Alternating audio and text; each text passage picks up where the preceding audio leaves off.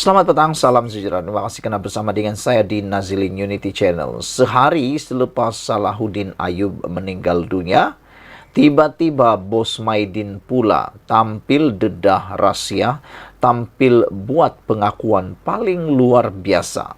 Dan pastinya kalau ini diucapkan sewaktu Datuk Seri Salahuddin Ayyub masih lagi hidup, ini akan memberikan satu penghormatan terbesar untuk Allahyarham.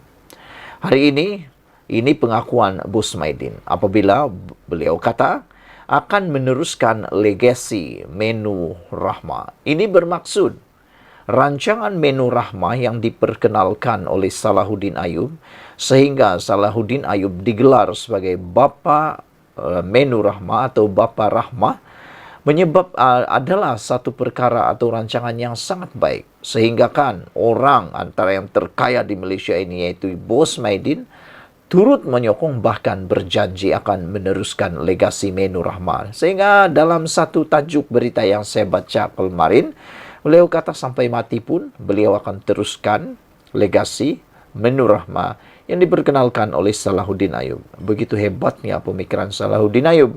Tapi ada orang ni, dia hanya hebat bercakap tapi langsung tak memberikan apa-apa kesan kepada negeri beliau sendiri.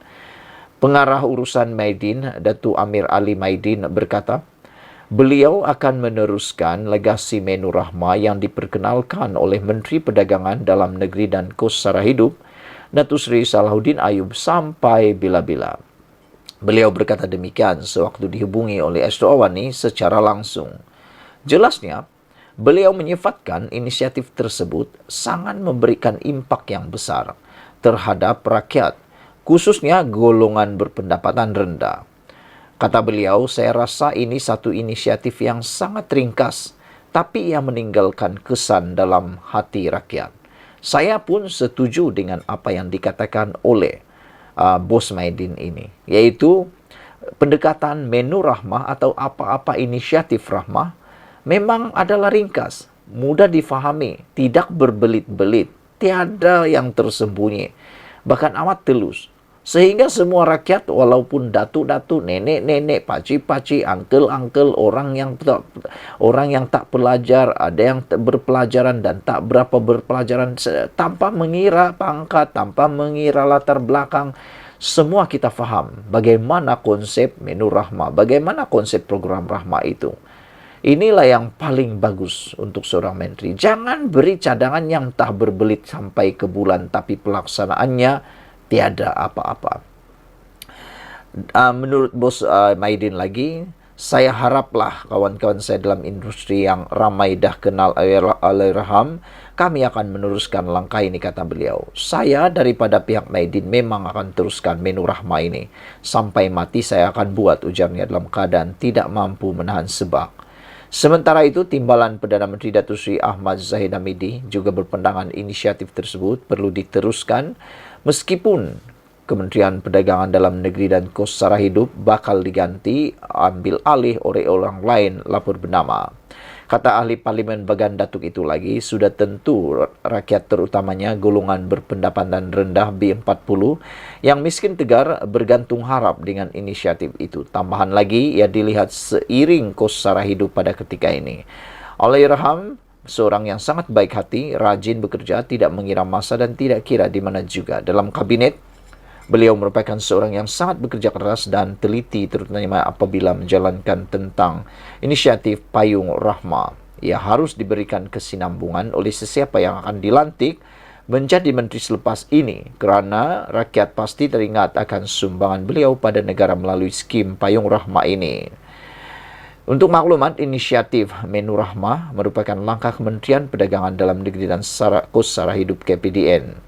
Ia digerakkan oleh peniaga private driven inisiatif dan akan dilakukan secara sukarela.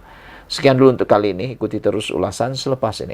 Selamat petang, salam sejahtera. Terima kasih kerana bersama dengan saya di Nazilin Unity Channel. Habislah Azmin Ali kali ini. Sudah kalah PRU 15 yang lepas, kali ini berangan-angan lagi nak menang pula di kawasan kerusi yang beliau mau tandingi. Adakah Azmin Ali tak sedar bahawa beliau telah pun ditolak oleh pengundi gara-gara pengkhianatan beliau dalam langkah Sheraton yang mana telah menyebabkan Pakatan Harapan tumbang. Tidakkah itu menjadi indikator kepada Azmin Ali bahawa beliau tidak patut bertanding lagi dalam PRN dan patutnya beliau meneruskan saja hasrat untuk bersarah dan berehat daripada pilihan raya atau politik. Namun demikian, tak tahu apa angin, apa ribut yang menyebabkan tiba-tiba Azmin Ali kembali semula berminat mengikuti pilihan raya dan dikabarkan beliau bakal menjadi Menteri Besar Selangor kalau Perikatan Nasional menang. Sehingga hari ini Azmin Ali dicabar luar biasa oleh Rafizi Ramli. Rafizi kata, saya cabar Azmin Ali berdebat isu ekonomi kalau dia berani. Ya, ini yang kita tunggu-tunggu. Saya secara pribadi sebagai penganalisis politik dan juga pemerhati politik di Malaysia, ini yang saya tunggu-tunggu, yaitu debat antara orang yang kononnya pandai bercakap. Tak pastilah siapa yang lebih pandai bercakap, siapa yang lebih banyak idea, dan siapa lebih bagus kerja. Adakah Azmin Ali atau Rafizi Ramli? Walaupun Rafizi Ramli seringkali dicop sebagai orang yang penuh dengan teori, tapi secara pribadi saya fikir lebih bagus banyak teori daripada tak ada apa-apa rancangan langsung. Jadi, apakah anda juga setuju seperti saya bahawa apabila Rafizi mencabar Azmin Ali berdebat isu ekonomi, kita setuju? Adakah anda juga setuju? Kita nak tengok sejauh mana Rafizi Ramli mempunyai idea dan juga Azmin Ali. Kalau Azmin Ali berani, sambut cabaran tersebut. Berdebatlah dengan Rafizi. Jangan hanya berdegar-degar di media sosial, tapi bila diajak berdebat, tak tahu apa-apa. Menteri Ekonomi Rafizi Ramli mencabar Datuk Seri Mohamed Azmin Ali untuk berdebat tentang ekonomi Malaysia. Sekiranya pemimpin Perikatan Nasional itu merasakan rekodnya sebagai bekas Menteri Ekonomi lebih baik daripada kerajaan Madani hari ini. Timbalan Presiden PKR itu berkata, jika benar Azmin mempunyai perancangan terbaik untuk ekonomi Malaysia, beliau mengalu-alukan bekas ahli PKR yang dipecat itu untuk berbahas dengannya. Itu pun, kata Rafizi, jika Azmin Ali berani untuk berdebat. Kalau mereka ada rancangan, saya panggil Azmin Ali. Kalau Azmin Ali sebagai bekas Menteri Ekonomi Perikatan Nasional merasakan rekod dia lebih baik daripada kerajaan perpaduan, saya cabar Azmin Ali berdebat dengan saya pasal ekonomi Malaysia. Kalau dia beranilah, kata Rafizi Ramli. Apa pendapat anda sekalian? Adakah anda rasa Azmin Ali akan berani menyahut cabaran untuk berdebat dengan Rafizi Ramli? Saya fikir inilah penentuannya. Beliau berkata demikian dalam satu video pendek ceramah jelajah Madani malam tadi yang tular di media sosial. Azmin merupakan Menteri Hal Ehwal Ekonomi di bawah Kerajaan Pakatan Harapan PH pada tahun 2018. Beliau kemudian dilantik sebagai Menteri Kanan, Menteri Perdagangan Antarabangsa dan Industri pada tahun 2020 selepas menjadi dalang kejatuhan Kerajaan Pakatan Harapan PH. Jadi sebelum kita berpisah, mohon kiranya anda share video ini, tinggalkan komen anda. Adakah anda juga setuju kalau debat ini diteruskan? Paling best lagi kalau panggil sekali dengan siapa lagi kalau bukan Wan Saiful Wanjan. Sekian dulu untuk kali ini. Jangan lupa tinggalkan komen anda, tekan butang subscribe. Kita jumpa lagi. Bye-bye. Selamat datang, salam sejahtera. Terima kasih karena bersama dengan saya di Nazilin Unity Channel. Pemuda PAS Pulau Pinang tiba-tiba mengamuk dengan Presiden Gerakan. Rupanya ini yang Dominic Lau lakukan. Pemuda PAS kawasan Tasik Gelugur berang dengan Presiden Parti Gerakan Rakyat Malaysia Gerakan. Datuk Dr. Dominic Lau dengan menuntut Timbalan Perikatan Nasional PN itu berundur daripada bertanding kerusi Melayu di kawasan itu pada PRN bulan depan. Naib Ketuanya Muhammad Ikhwan Afiq Muhammad Amno Anwar menegaskan bahawa Dominic Lau tidak harus berangan-angan untuk berbuat demikian atau berdepan tindakan keras daripada sayap pemuda kawasan itu. Menerusi kenyataan dikeluarkan, Afiq berkata, pihaknya akan menggerakkan perarakan besar-besaran calon bebas di Dun Teluk Air Tawar dan Permatang Berangan pada penamaan calon 29 Julai nanti, jika Dominic masih berkeras untuk bertanding di Kerusi Melayu. Dewan Pemuda PAS Tasik Gelugur bersama dengan pengundi di Permatang Berangan dan Teluk Air Tawar akan memastikan kekalahan kepada calon gerakan di Teluk Air Tawar dan calon bersatu di Permatang Berangan jika tuntutan ini tidak dipatuhi, tegasnya. Kemarahan pihak PAS berhubung kedudukan calon bertanding di kedua-kedua dun tersebut semakin ketara apabila Afiq lantang memberi amaran kepada Dominic agar tidak bermain api. Jangan sesekali bermain dengan api, nanti api itu sendiri akan memakan diri, kata beliau. Jangan cabar kesabaran pemuda PAS, marahnya lagi. Sebelum ini, desas-desus mendakwa setiap parti dalam Perikatan Nasional diberikan satu kerusi dalam 3 dun di Parlimen Tasik Gelugur. Parlimen P042 Tasik Gelugur yang kini disandang bersatu melalui Datuk Wan Saiful Wanjan mempunyai 3 dun, yaitu Permatang Berangan, Sungai Dua dan Teluk Air Tawar. Kemenangan Perikatan Nasional ke atas Parlimen Tasik Gelugur pada PRU 15 dilihat mengejutkan pemerhati politik selain Parlimen Kepala Batas dan Parlimen Permatang Pau. Dalam 3 kawasan parlimen terbabit, terdapat 9 kerusi dun majoriti Melayu. Selain Permatang Berangan dan Teluk Air Tawar, kerusi majoriti Melayu lain di Pulau Pinang ialah Penaga, Sungai Dua, Penanti, Pinang Tunggal, Permatang Pasir, Bertam, Seberang Jaya, Sungai Aceh dan Sungai Bekap. Saudara-saudara sekalian, rupa-rupanya inilah yang berlaku apabila Dominic Lau keras kepala, sehingga Dominic ditegur oleh pemuda PAS, iaitu Muhammad Ikhwan Afiq. Beliau kata, Dominic jangan keras kepala, sehingga Dewan Pemuda PAS Tasik Gelugur bersama dengan pengundi di Permatang Berangan dan Teluk Air Tawar akan memastikan kekalahan kepada calon gerakan di Teluk Air Tawar dan calon bersatu di Permatang Berangan jika tuntutan ini tidak dipatuhi atau diikuti, kata beliau.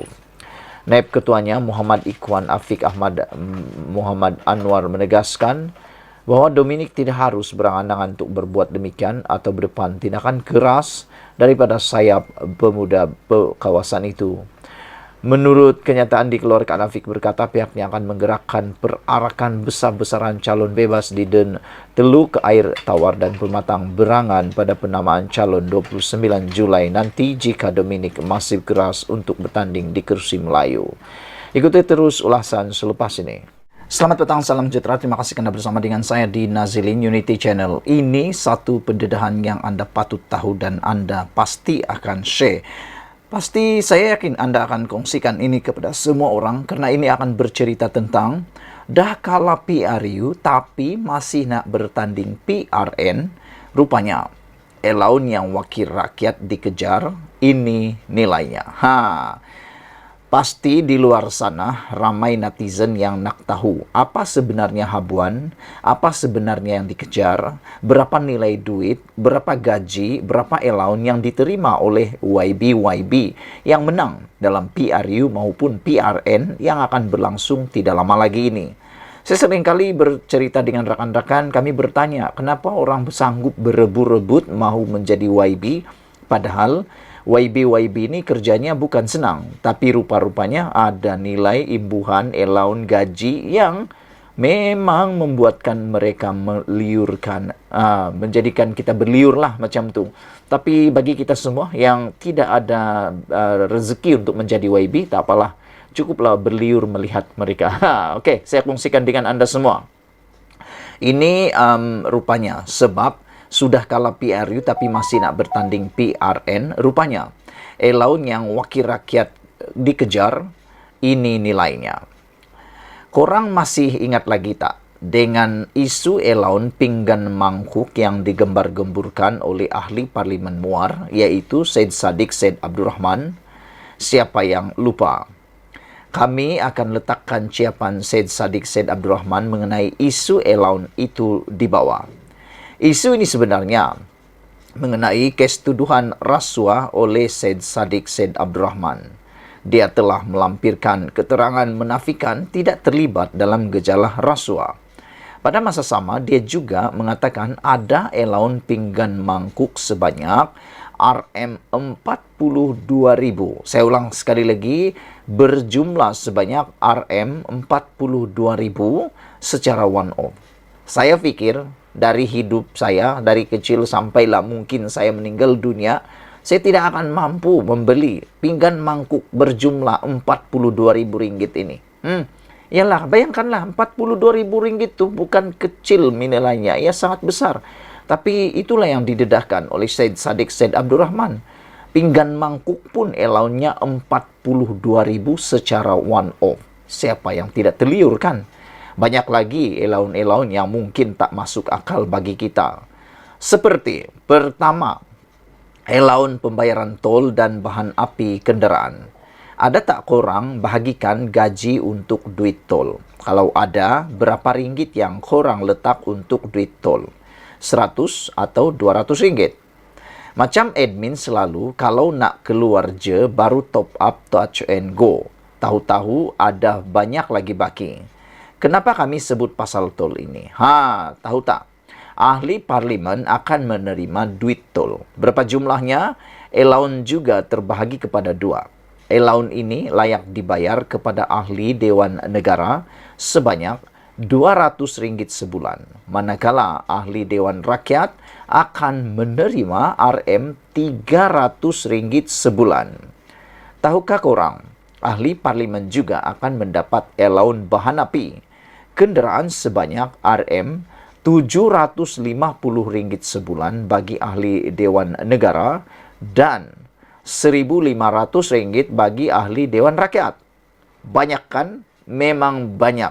Sama nilainya, jumlahnya dengan bayaran CCM kereta Anda sebulan. Itu baru minyak mereka. Elaun minyak mereka. Coba bayangkan. Kalau kita tak keluar mana-mana, lepas tu bakinya bertambah je. Pergi ke mana agak-agaknya kan? Okey, kedua. Elaun pakaian panas, pakaian rasmi istiadat dan bantuan pakaian black tie.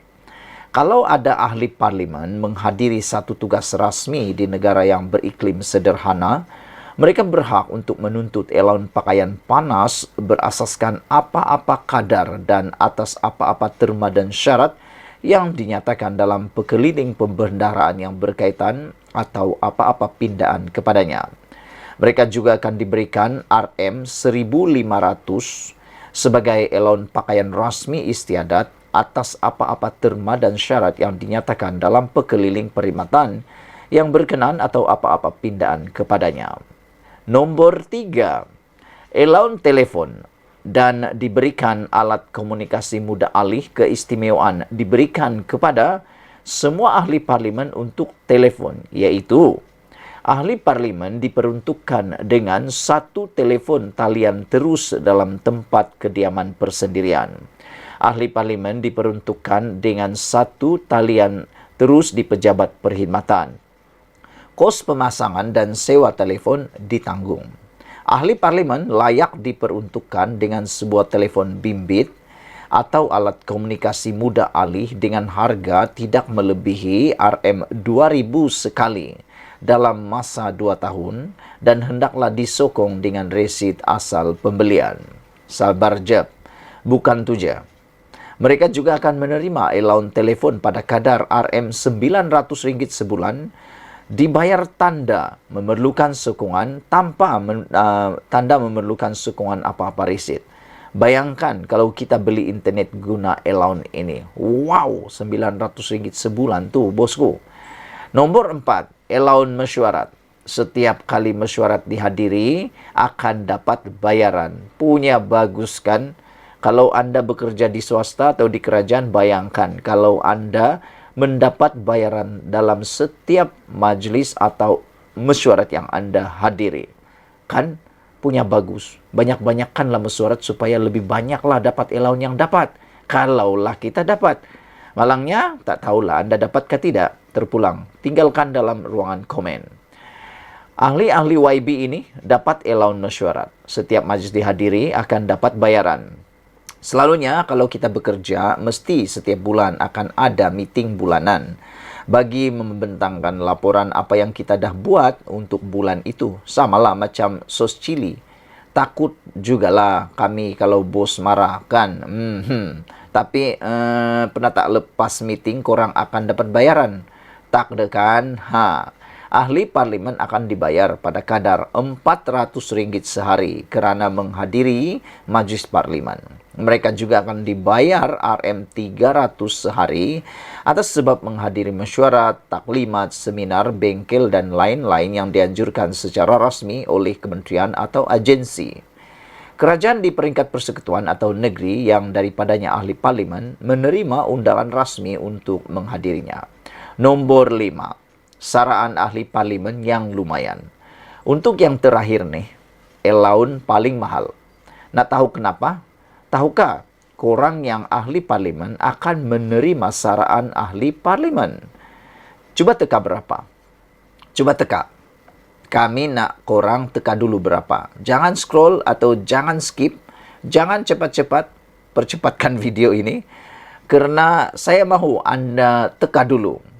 Tulis dalam ruangan komen, teka dulu berapa saraan ahli parlimen yang dikatakan lumayan ini. Kalau kamu tidak tinggalkan dalam ruangan komen dan Anda tidak meneka, itu mungkin Anda menipu. Dan tipu itu dosa. Tak apalah. Saya kongsikan kepada Anda. Kalau korang tekan bawah ribuan ringgit atau tekaan Anda ribuan ringgit, ternyata itu salah. Ahli parlimen akan menerima allowance bulanan sebanyak RM11.000 bagi ahli Dewan Negara dan RM16.000 bagi ahli Dewan Parlimen. Jadi, cuba kita bandingkan dengan gaji minimum kita. Baiklah, kita akan bandingkan allowance di atas dengan gaji minimum pekerja, yaitu RM1.200. Kepada sesiapa yang tak tahu lagi, Datuk Awang Hashim berkata kerajaan telah menambah baik inisiatif Malaysia melalui pakej pemulih dengan menggalakkan majikan menggantikan pekerja asing dengan pekerja tempatan dengan melonggarkan syarat kadar gaji minimum dari RM1.500 kepada RM1.200. Mungkin pada awalnya kita akan merasakan tak puas hati. Kenapa perlu kurangkan gaji? Sepatutnya naikkan gajilah kan. Namun beliau telah mengeluarkan kenyataan bahawa program ini untuk bantu rakyat dengan kelonggaran syarat gaji minimum. Program ini, mereka yang diberi gaji RM1.200 akan dapat insentif tambahan dari kerajaan RM500 setiap bulan. Jadi kalau kita ambil gaji RM1.200 dan bandingkan dengan allowance yang mereka terima, sangat berbeza. Allowance telefon saja RM900 bersamaan dengan 75% gaji minimum rakyat. Allowance mesyuarat RM400 untuk 3 hari dan dah sama macam gaji minimum rakyat untuk sebulan. Allowance pakaian rasmi istiadat RM1.500, 20% lebih tinggi dari gaji minimum allowance minimum rakyat. Allowance di bawah saraan ahli parlimen jauh bagai langit dan bumi. Saudara-saudara sekalian, isu ini dipetik daripada Info Rakyat. Sila share kepada semua orang dan pastinya yang memberikan motivasi untuk Anda bekerja lebih keras. Betulkah? Kita jumpa lagi. Malaysia kita punya, kita jaga sama-sama cintai Malaysiaku. Bye-bye.